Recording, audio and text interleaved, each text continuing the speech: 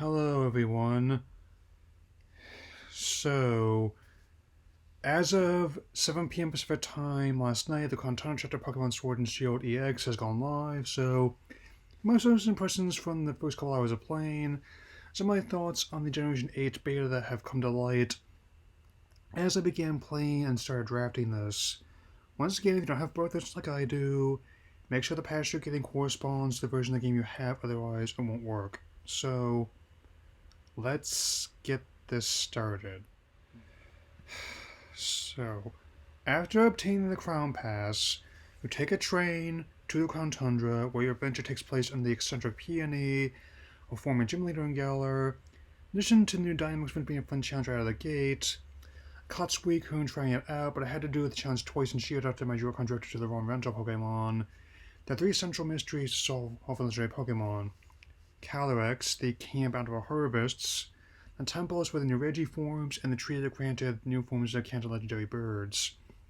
I'll do my best to keep things spoiler-free as I can, so now that I have briefed some of your main objectives, let's talk about other aspects. Further building what the base game the Armor chapter did, I really like the Crown Tundra and Central Hub as a setting. There's another extension of the wild area design.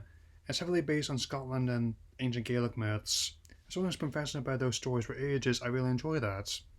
Visually, I love how your base camp is an old village in the snow, frozen and time warriors in one.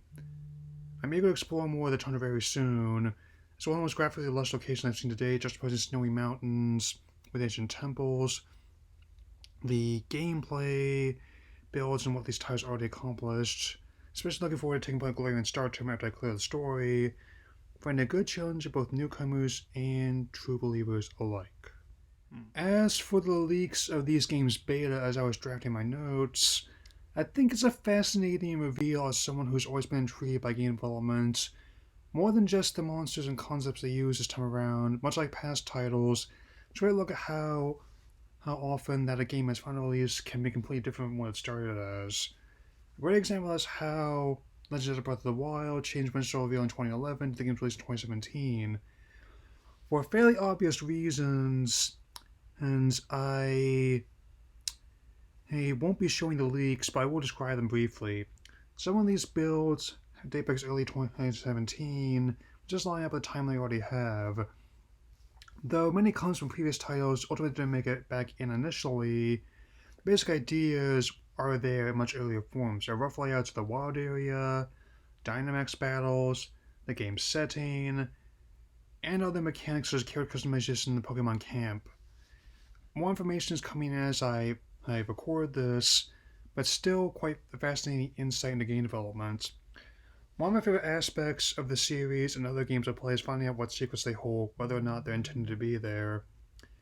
That will be all for now. I'll let you know more about the chapter to continue playing it.